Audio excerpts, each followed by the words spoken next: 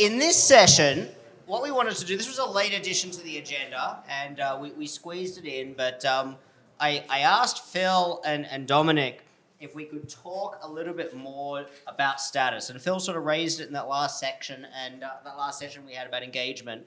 And we really wanted to have a chat, really deep diving on engaging with status and with our tier members and our top tier members, and sort of some practical, a bit of a practical discussion, and really sort of pick Dominic's brain here about how LATAM has approached and is thinking about engaging with status members. So I know Phil's already introduced himself earlier, but if you want to maybe reintroduce in the context of this session, or we'll skip straight to Dominic to give a quick introduction.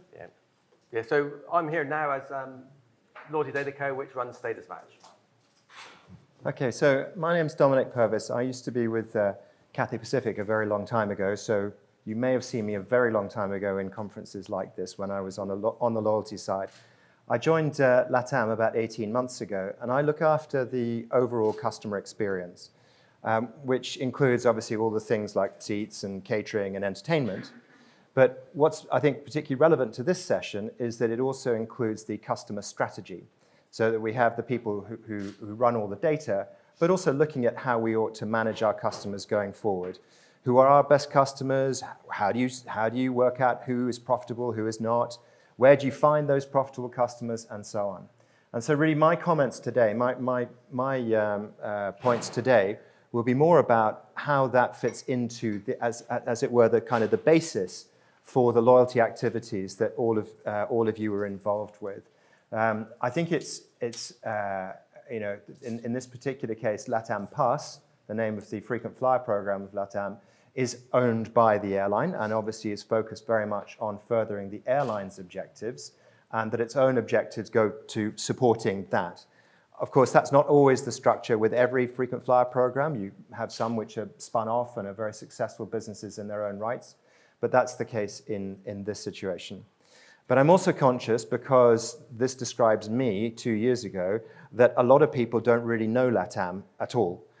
You may be wondering who we are and where we are and so on. Well, as the name on the tin suggests, we're in South America, not Latin America, as I discovered, because Brazilian people don't like to consider themselves to be Latin. They are sort of somewhere between South America and Europe, and Argentines also a little bit like that as well. So LATAM is the merger of LAN Chile and TAM, which was a Brazilian airline.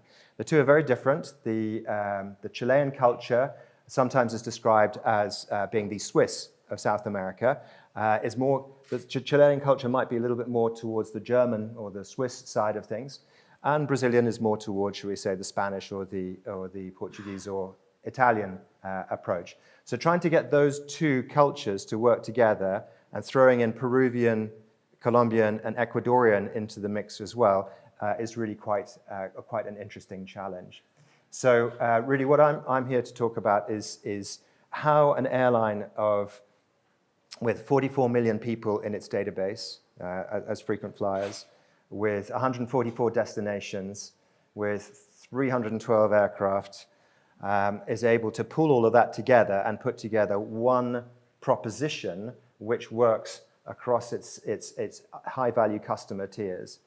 I think apart from the size of the business, and it's probably one of the biggest airlines you've never heard of, unless you travel quite a bit in South America, apart from the challenges of the scale of the business, you also have the distances involved. So north to south, Caracas in the far north of South America to Punta Arenas in the far south of Chile is over 7,000 kilometers. So you're talking a long way. From one side from Chile, from Santiago to Sao Paulo is 4 hours flying. So you're really, it's a very major undertaking, and of course you have the two languages, Brazilian, Portuguese, and Spanish as the two languages that we speak. So we tend to speak Portuñol, a sort of mixture of those two languages. Anyway, that's a sort of a long-winded background to trying to look at how an airline generates emotional and kind of personal loyalty, as well as being able to use miles to kind of to buy persistence. So first question, that I have, and I guess this sort of came up in an earlier discussion, is about recognition of members. We talked about some good experiences, bad experiences. Can you talk a bit about, say for example, I think some things that when I think about airlines across the world, I think some do well and some really, it's like, hello, I'm here. How do you think about an approach at LATAM, say recognition of customers on board or the onboard experience for your tier status members? I think with a lot of the conversations that I've been hearing, the focus is very much on technology, and I think that that's the enabler. That getting information up to the aircraft through a system we call Nimbus allows people to know that that customer is a vegan, or that they had a horrible trip last time, and we've got to make sure that we look after them. So, we have a little example that just literally dug out 2 days ago, which was that we had somebody who was joining the program for the first time, and she went to Guayaquil for an interview. On her way back, the flight got cancelled. Now, she didn't have a job. She was flying there for the interview. So on the way back, we left her high and dry. And not surprisingly, she gave us 1 out of 10 on our NPS score. Then the next time she flew, when she got the job, she got upgraded. And so suddenly, she's 9 out of 10. The only reason it was not a 10 out of 10, in my view, is that we didn't tell her why we upgraded her. So I think there's that element that having that technological platform is all well and good, but you need to follow through. And I like to think of, if you ran a cafe, and last time, not only did you serve them the wrong coffee, but it was cold, and then you dropped it on them and ruined their shoes, and you then had a staff member who was rude to them, et cetera, et cetera. What would you do next time if they ever came back, which they probably wouldn't? You would do anything you could to make sure that they would keep coming back and to kill that story. So that was the 9 out of 10. And then the next time she flew, it was her birthday. We gave her a birthday card and a birthday cake on the aircraft, and suddenly there you've gone from a 1 to a 10 within a few weeks. And so I think there's an element of that information sharing is critical, but having the staff know what to do with it is crucial. And I talk about the robot. The robot is the platform. The robot is the one that knows what time every flight goes and when it's being rescheduled and what you're entitled to and all the rest of it. But the robot is terrible at customer service. People are not emotionally loyal to things. Even if they think they're loyal to their car or whatever, they're only projecting the idea that it's got a personality, right? So we need the personality. The robot needs to be behind us, not the other way around. A LATAM specific question, especially given your background, Dominic. Have you found that the way you think about the status program, status members in the LATAM market is different to how you may have seen or thought about them previously in markets outside of South America, for example? I think one of the challenges we have is that we have in Brazil we've got 55 destinations. And Brazil itself is responsible for half of the revenue of the airline. So in that market, earning and burning is very, very big, a very big deal indeed for the whole continent. Then you have other markets like Ecuador, where they're much less developed as a market, a much smaller opportunity to fly, very few international flights. So how do you come up with a program which can cope with the fact that someone is flying from Sao Paulo to New York 4 times a year, and then doing 12 or 15 flights within the country on the one side, and then another place where it's a totally different economy, apart from anything else, and those people cannot afford to pay the big bucks that we would want for a long-haul business class flight. So how do you have a program which can actually offer a relevant status to each of those 5 countries where we have a domestic operation? And the obvious example there is it presents a challenge when you're setting your qualification levels, for example. Absolutely. So that's what we had to do, is to adjust those qualification levels. But then what happens is that you end up with people arbitraging the system, and they will say, right, actually, I really live in Quito. Oh, do you now, right? And that therefore I qualify on this, but actually they're really not based there at all. It's always, I always found it really useful to look at the chat rooms to see what people were coming up with. It was great because you would learn when people go, hey, listen, why don't we try like this and like that? You go, brilliant. Okay, guys, we need to fix this problem before it becomes too big. So, Phil, from your perspective, from the status match, the side of the thing, can you talk a little bit about what you've done in terms of initiatives with LATAM, and also again, you bring a lot of outside experience, in terms of status behavior and things like that. Any insights that you've gleaned that could be fun to share from working with LATAM? Sure. If I can just spend a little bit on background. Oh, please. Yeah. I should have not skipped over that. No, there's a little bit of background. We mentioned it earlier. We did a big status match, one of our Virgin programs. It brought in over 50,000 people. It was externally very, very successful. We tripled the program, profit of the program over 2 years, and it really transformed the business. But what you didn't see publicly was it pretty much blew up the team. It blew up the call center. We used the traditional processes where people had to email. We set up an email. They had to email a picture. The thing was riddled with fraud. Because we were blown up, we just had to get through processing. And when I went back afterwards, it was like some of the numbers were just a joke. And I promise mine was legitimate. I really was quite as flat. And Mark did it as well. But we also found, because we blew ourselves up, that the time to process blew out. And the people that, when we analysed at the end, the ones that were processed within a few days or a week or so, were 3 times more likely to engage with us than the people that took like a month, and some of them were 6 weeks. Right? So that was the background. Roll forward to COVID, like everyone else, we're sat around doing nothing. And the three of us like, well, what can we do? And we looked at that thing, and the processes were still crap. Like, we're in 2020, technology's there. And so Mark basically built some technology that did all that stuff automatically. Mm-hmm. Right. So that's the background. Then we come to these guys. Yep. Right. So we started talking to these guys, and like Dominic said, the biggest program you've never heard of. Right? Was it 44 million? 44 million members.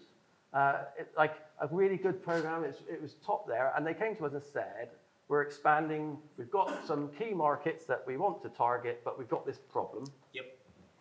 And we want to target just these markets with specific offers to these people. Right. Long story short, so we're like, of course, we'll do that. Fake it before you make it. And so we ran a program. It was targeted just a certain country. And the research said, their research said, that people won't fly them because they don't want to, if they're tiered with Delta or American, they're not going to start from scratch. Mm-hmm. Go through the great unwashed. No, I'm not a great unwashed. I shouldn't. Bit politically correct. Go through the airport and queue up behind everybody. Yeah. They didn't want to do that. Unless they came in and had a first experience which was good, they wouldn't consider them. So that's why they brought us in. We ran a campaign. The first campaign was just a couple of markets. Okay. Just a couple of markets. And the offer, the pricing was specific to different markets. And the offer was, we thought was quite clever, because the offer was user pays, so the customer had to pay something, which instantly took out a stack of rubbish. Yep. Yeah. It gave us a income which we could then share, which was nice. And then we had a secondary offer which said, if you, after taking the offer out, if you take a credit card out, a co-brand, within 90 days, we'll bump you up another tier. Right? And the logic was, we want to give them an incentive to not just bring across and fly the ones. We want them to bring their whole business, and the co-brand is what does that. But secondly, that if they're silver with one of the big American carriers, because that was one of the markets, right? And we give them gold, the equivalent with the TAM, we're much more likely to switch their allegiance. So that was, it wasn't my idea, but I thought it was genius. Plus, if they've taken up the co-brand now, they're now engaged with the program. And I mean, whilst you could argue it's not quite a subscription, but once you are engaged with the program, as we know, you're going to be much more sticky, at the very least long enough to give the product a try. Yeah. And I guess this is where we come back to what you were saying, Dominic, in terms of enabling technology to try to make sure that the experience is a positive experience, and your own data is showing if they have a positive experience, then they're going to return. Yep. I mean, it certainly was a novel approach. It was a novel approach, and like Dominic said, we were smashed with a load of people saying that they live in certain things. So we had to put in a whole new sort of technology, which we could then ID people. We knew where they lived, we knew they were who they said, where they lived, and they were the tier that they said. So that was fascinating. And the forums, again, the forums were really, really fascinating because these people just do anything. Yep. Right? You think it's just a tier, but they would do anything to try and escape. But long story short, we ran it for a little while, ended the campaign. This was like a year ago, because you only know the success afterwards. The numbers we were happy with at the time, but afterwards we modeled, looked at the people that did it, looked at the engagement levels, and we launched another campaign 2 days ago. Oh, wow. Okay, there we go. That's perfect timing. Now, I don't know if you can share, but are there any insights in terms of results or, I don't know if there's any sort of numbers or quantification you can share in terms of the results of that first campaign or stickiness or anything like that? Yeah. If you can't, that's okay. I don't want to put you on the spot there. I think that's too raw, and like I say, we've got a live one right now. The bit that was pleasing was the number that engaged. Okay. When I've ran these in the past, it was like a third. Theirs was skewed much better than that. Okay. Yeah. And Dominic, from your perspective, again, thinking about sort of the operationalization of recognizing members in the program, any sort of insights or viewpoint from your aspect in terms of the acquisition of these new members? We have a program where it's still in its early stages, but where we are asking the crew to recruit people for the loyalty program in flight. And we can see enough about them from the various data points that we have. Of course, until somebody's in the program, we only have very limited data. But if we know that this person is likely to be the same one who flew last year, business class long haul, then probably we want that person in the program. Mm-hmm. And so we will ask the crew to talk to, I think, maximum 2 people per flight, and just explain to them LATAM Pass, the benefits, and so on, and say why why this might be relevant to the customer. I think the main thing with that is that, like all hard-working people, we want to try to minimize the risk of things going wrong. And the temptation is to over-specify what the crew should say. But the crew are professional at looking after people. The crew are professional at handling situations. They do this every day. So one of the big things for us was to step out of the way. It's a little bit like when we were trying to tell our figures tell us that we can get up to 23% improvement in NPS scores for information when we tell people, NPS scores related to on-time departure, if we tell people why there's a delay, right? So there the team was sort of saying, right, to the captain, introduce yourself, say what your name is, blah, blah, blah. This is a pilot. This person does it every single day. What are you talking about? Don't tell them to say their name. So I think sometimes it's like, get out of the way, tell the crew what you want them to do, and then leave it up to them, because they're the pros at this, to go and make it happen. And so with that recruitment program, it works very well, and we do it both for credit cards and as well as for LATAM Pass. I think that's. It's impressive. It's fantastic, and I can certainly. I'm thinking through airlines around the world in my mind right now, where if I were in a senior manager position, where I would trust the crew to be able to do that, and there's certainly airlines that come to mind where I'm thinking that I'm going to have a union rep at my door the next day saying, why are you asking our crew to do something that's not in the contract? So I'm glad that that's not an impediment. What about other things? Like I'm thinking about whether it's other points of engagement, things like perhaps Wi-Fi on board, or other on-the-ground earning ancillaries. Whether it's a wine club or something like that. Any sort of engagement points there that are of interest? Yeah, so I think there's a couple of things that are relevant. The first you've mentioned is the wine club. This is something I'm very keen on, because if you look at the kind of proposition, the overall premise of why you should choose an airline, to me it breaks down into only a few components. One is the overall proposition, the seats, the meals, the schedule, the aircraft you fly on, and so on. So all major airlines have a decent proposition to put to you. Second is process, on-time performance, how likely are they to lose your bag, etc. That's the strong LAN Chile side of things. They really like to focus on that because you can quantify all of that. The people side of things, and that's something where it's a little bit less easy to quantify, but is something which the Brazilians in particular are really good at. And then the final piece is place. Now, there are a lot of airlines where they're basically competing for the same customers, using a lot of the same proposition, and that they don't have place. I'm thinking of the Middle Eastern carriers. Of course, they try very hard to differentiate, but fundamentally, the differences are not that massive from one from another. We are in a different position. We have Chilean wine, Argentine wine, Uruguayan, et cetera, et cetera. We have Colombian coffee. We have Peruvian chocolate. We have great salmon from the Chilean coast. All of these things. So let's try to drop that in to what it is that sets us apart from the competition. And so I think it's really important that we bring that, what sets us apart, that kind of LATAM way into how we deal with our customers. So we're looking for all of these opportunities to engage. Wine is one of them. There could be others as well from that list that I've mentioned in due course.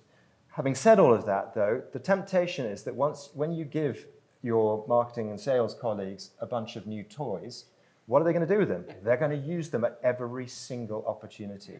And so what we've been doing also is to put in place a strategic communications plan, which says that these are the times when you don't talk to people.